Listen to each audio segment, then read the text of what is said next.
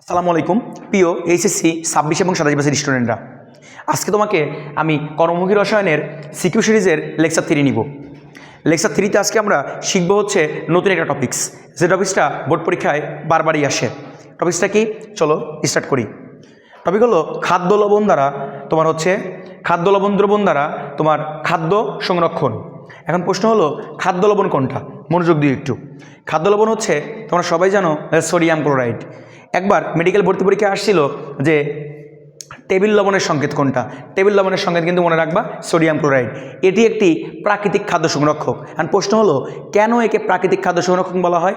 কারণ মনে রাখবা আজকের পর থেকে যে এটি প্রকৃতি থেকে সরাসরি আসে। সমুদ্রের পানি আছে না, সমুদ্রের পানিকে তুমি যদি বাষ্পীভূত করে দাও, তাহলে পানিটা বাষ্পীভূত হয়ে গেলে যে তোমার হচ্ছে রাসায়নিক পদার্থটা পড়ে থাকবে, সেটি হচ্ছে মনে রাখবা খাদ্য লবণ। তো বোর্ড এক্সামে এখান থেকে তোমার কী কোশ্চেন করতে পারে চলো আমরা দেখে নিই একটু। ফলো করো একটা জিনিস, সেটা হচ্ছে যে সমুদ্রের পানি তোমার কি বাষ্পীভবন এটা করা হয়েছে। বাষ্পীভবন মানে কি বলো তো? তাপমাত্রা প্রয়োগে ওখান থেকে পানিটা কি বাষ্পীভূত হয়ে যাবে, উড়ে চলে যাওয়া। তো সূর্যের আলোতে যখন সমুদ্রের পানিটা বাষ্পীভূত হয়ে যায় তখন কি সাদা দানা উৎপন্ন হয়। এই সাদা দানাটা হলো ডি দিয়ে ওরা প্রকাশ করছে, এটা সৃজনশীলের উদ্দীপক। এটা বলতেই কি বোঝাচ্ছে বলো তো? তোমার হচ্ছে লবণ। এখন প্রশ্ন হলো ওই লবণটা কোন লবণ? সোডিয়াম ক্লোরাইড বা খাদ্য লবণ বা টেবিল লবণ। আমরা সবাই জানি যে সমুদ্রের পানি কিন্তু নোনতা। কোশ্চেন করছে উপরে উল্লেখিত খাদ্য লবণ মানে খাদ্য লবণের দ্রবণ কিভাবে খাদ্য সংরক্ষণ করে ব্যাখ্যা করো। এটা বিভিন্ন বোর্ডে আসছে। তো চলো আমরা আগে বেসিকটা শিখে নেই, তাহলে আমাদের পড়াটা সহজ হয়ে যাবে। আমি একটা উত্তর তোমাদের লিখে দিয়েছি, হ্যাঁ। তোমাদের বইগুলোতে বিস্তারিত লেখা আছে, যদিও আমি তোমাদের গোছায় লিখে দিয়েছি যাতে তোমার পড়তে সুবিধা হয়। হ্যাঁ, উত্তর করা আছে। তবে আমরা এইটা শেখার আগে চলো আরেকটা জিনিস শিখে আসি, সেটা হলো কি বেসিকটা ক্লিয়ার করো। নাম্বার 1, মনে রাখবা কোনো একটা খাদ্য যে পচে যাবে এটার জন্য দায়ী কে কে? দায়ী হলো অক্সিজেন। মনে রাখবা 2 নাম্বার দায়ী হচ্ছে খাদ্যে উপস্থিত পানি। নাম্বার 3 মূলত আরেকটা জিনিস দায়ী আছে, সে হলো কি তাপমাত্রা। তোমরা সবাই জানো যে এগুলো খাদ্য পচনের জন্য দায়ী। অ্যান্ড কোশ্চেন হলো যে খাদ্য পচনের জন্য শুধু এগুলোই দায়ী না, আরও দু একটা আছে। পিএইচ মানও কিন্তু এখানে একটা বড় ফ্যাক্টর হিসেবে কাজ করে। তো আমরা শুধু একটা জিনিস আগে শিখবো, সেটা হচ্ছে যে আজকে আমরা অক্সিজেন শিখবো না, অক্সিজেন নিয়ে কোনো কাজ নাই। আজকে আমাদের তাপমাত্রা নিয়েও কোনো কাজ নাই। আজকে আমরা শিখবো শুধু পানি নিয়ে। মনে রাখবা যে খাদ্য পচনের জন্য দায়ী মূলত হচ্ছে কি পানি। কেন? কারণ এই পানি যদি কোনো খাবারের মধ্যে থাকে, তাহলে ওই পানি খাবারের মধ্যে থাকলে এই পানি হচ্ছে মনে রাখবা যে কোনো অণুজীব জন্মানোর জন্য অর্থাৎ ব্যাকটেরিয়া জন্মানোর জন্য একটি উপযুক্ত পরিবেশ তৈরি করে দেয়। আমি আবারও বলি, খাদ্যের মধ্যে যদি পানি থাকে, এই পানি হচ্ছে তোমার ব্যাকটেরিয়া বা অণুজীব জন্মানোর জন্য একটি উপযুক্ত পরিবেশ তৈরি করে দেয়। আর যদি খাবারের মধ্যে ব্যাকটেরিয়া জন্মে যায়, ওই খাবার কিন্তু নষ্ট হয়ে যাবে বা পচে যাবে। তাহলে তোমাকে এমন একটা প্রসেস অবলম্বন করা লাগবে যার ফলে তুমি ওই খাবারের মধ্যে কি থাকবে না বলো তো? পানি থাকবে না। আর পানি যদি খাবারের মধ্যে না থাকে, ওই খাবারকে তুমি দীর্ঘদিন কি সংরক্ষণ করে রাখতে পারবা। এখন কোশ্চেন হলো আমরা খাবার থেকে পানিটাকে বিভিন্নভাবে সরাতে পারি। যেমন তুমি দেখবা আমরা বাসায় কিন্তু ফ্রিজে খাবার রাখি, তাই না? মাছ মাংস রাখি। ফ্রিজে যখন তুমি মাছ মাংস রাখবা, দেখবা তুমি কিন্তু ফ্রিজে পানি রাখো নাই, ডিপ ফ্রিজে পানি রাখো নাই, বাট তারপরেও দেখবা যে ওই ফ্রিজের চারিদিকের গায়ে বরফ জমে গেছে। এই যে বরফটা জমে গেছে, এই বরফ আসলো কোথা থেকে? মনে রাখবা ওই যে তুমি মাংস রাখছো, ওখান থেকে ফ্রিজের ভিতর থেকে ওই মাংসের ভিতর থেকে পানি শুষে বের করে নিয়ে আসছে ফ্রিজ। নিয়ে এসে ফ্রিজের চারিদিকের গায়ে কি ওই পানিটা জমাটবদ্ধ হয়ে গেছে। এজন্য দেখবা ফ্রিজের মাছ মাংসগুলো শক্ত হয়ে যায়, একদম কেমন ধরনের কাঠের মতো হয়ে যায়, শক্ত, তাই না? এর কারণটা হলো এইটা। তুমি রাখছো নরম মাছ, নরম মাংস, বাট হয়ে গেছে শক্ত। এর কারণটা কি? মূল কারণটা হলো এইটা যে ভেতর থেকে পানিটাকে বের করে নিয়ে আসে, যার ফলে আবার দেখো ফ্রিজের ঢাকনাটা কিন্তু আটকানো থাকে। ফ্রিজের ঢাকনা আটকানোর কারণে মনে রাখবা যে ফ্রিজের মধ্যে কিন্তু অক্সিজেন প্রবেশ করতে পারে না। সুতরাং আবার ফ্রিজের তাপমাত্রা কি অনেক নিম্ন, তাপমাত্রা বেশি হলে পরে মনে রাখবা খাবার নষ্ট হয়ে যায়। অক্সিজেন খাবারের মধ্যে মানে অক্সিজেনযুক্ত পরিবেশে খাবার রাখলে খাবার নষ্ট হয়ে যায়, কিন্তু ফ্রিজের মধ্যে দেখবা অক্সিজেনও নাই, পানিটাকেও বের করে ফেলে ফ্রিজ, আবার তাপমাত্রাও দেখবা অনেক কম, নিম্ন 0 ডিগ্রি সেলসিয়াসের আশেপাশে। সুতরাং খাবার কিন্তু ফ্রিজে নষ্ট হয় না। তার মানে মনে রাখবা খাবার নষ্ট হওয়ার জন্য মূলত দায়ী যে পানি, এই পানিটা যদি তুমি সরাই ফেলতে পারো নর্মাল প্রসেসে, তাহলে ভাই মনে রাখবা খাবারটা সহজে নষ্ট হবে না।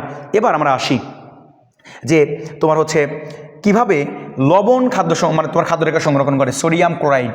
মনে রাখবা সোডিয়াম ক্লোরাইড যখন তুমি কোনো একটা খাদ্যের মধ্যে দিবা, কোনো খাদ্যের মধ্যে দিবা, সাপোজ ধরো যে তোমার বাসায় মাংস কিনছে, ধরো এগুলো একটা মাংসের টুকরা ধরো বা মাছের টুকরা ধরে নাও, দেখবা যে আমাদের বাসায় কিন্তু দেখবা ইলিশ মাছ কিনলে পরে দেখবা অনেক সময় এরকম করে যে কিছু সময় ওটাকে রেখে দেয়, দেখবা রেখে দেয় কি দিয়ে, লবণ মাখায় রেখে দেয়।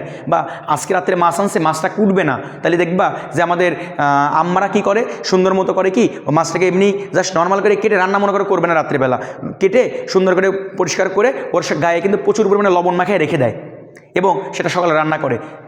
ফ্রিজ ছাড়া কিন্তু এভাবে তুমি মাছটাকে সংরক্ষণে রাখতে পারবা, সাময়িক সময় রাখতে পারবা। আবার তুমি বিভিন্ন ধরনের তোমার হচ্ছে খাদ্যদ্রব্য আছে যেগুলোকেও তুমি তোমার হচ্ছে এই খাদ্য লবণ দিয়ে কিন্তু সংরক্ষণ রাখতে পারো। ভাইয়া কিভাবে এই খাদ্য লবণ তোমার হচ্ছে খাদ্যটাকে সংরক্ষণ করে, মনে রাখবা তুমি ধরে নাও যে একটা মাছের টুকরা, এই মাছের টুকরার মধ্যে অবশ্যই কী ছিল, পানি ছিল।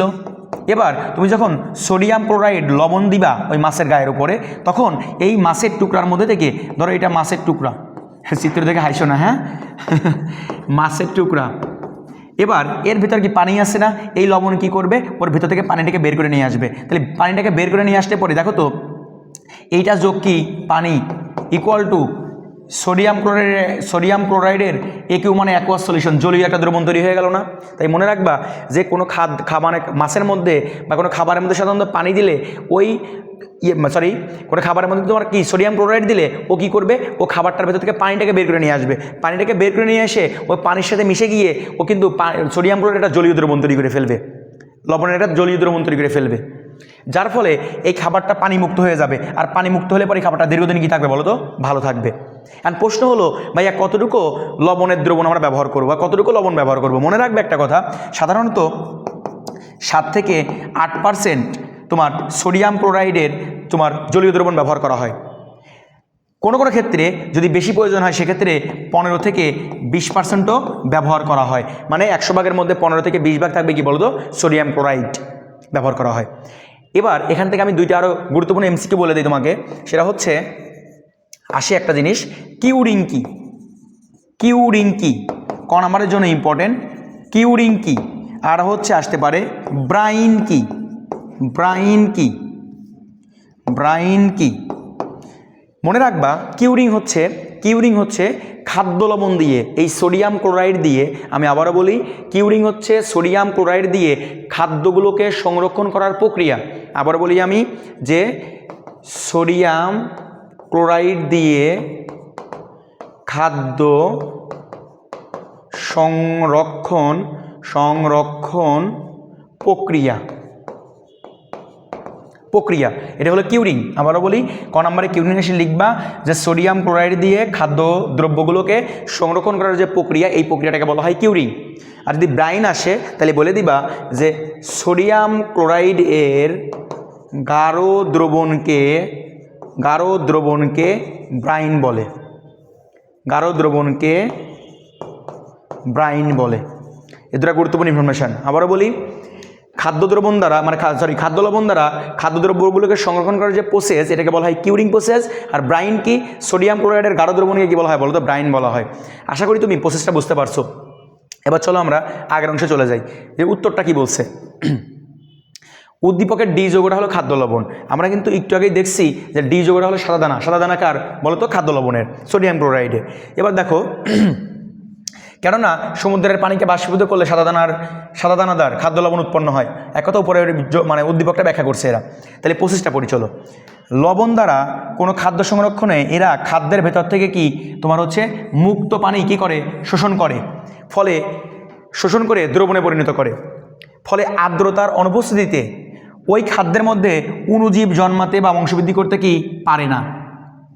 তাই মনে রাখবা যে যখন খাবারের মধ্যে কোনো পানি থাকবে না, কোনো আর্দ্রতা থাকবে না, কোনো ভেজা থাকবে না, তখন ওই জায়গায় কোনো ব্যাকটেরিয়া বা কোনো অণুজীব জন্মাতে পারবে না।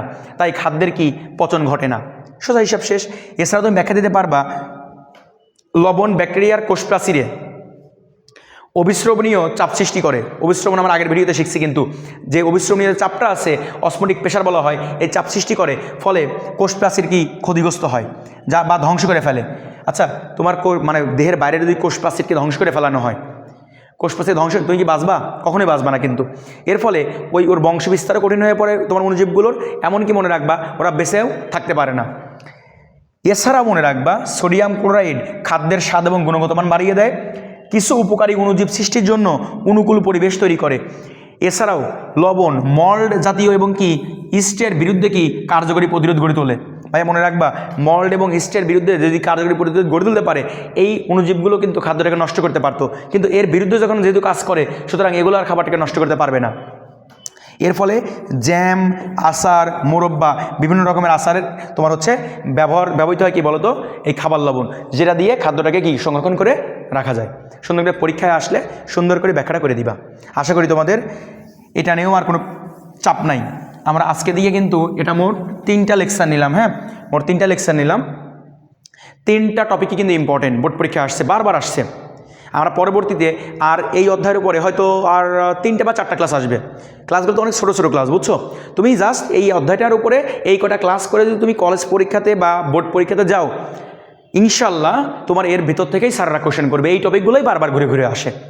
একদম সুন্দর মতো এগুলো ভালো করে নোট ডাউন করে ফেলা দিবা। এগুলো যদি ভালো মতো নোট ডাউন করে ফেলো, তাহলে আশা করি তোমার আর অসুবিধা হবে না। আমি ভিডিওর নিচে তোমার হচ্ছে এর পিডিএফটা আমি দিয়ে রাখবো, তো এই পিডিএফটা দেখে নোট করে নিও, অথবা তুমি হচ্ছে এইটা তুমি নিজে নিজে নোট করে নিও। সবাইকে অসংখ্য ধন্যবাদ ক্লাসটা করার জন্য। আসসালামু আলাইকুম।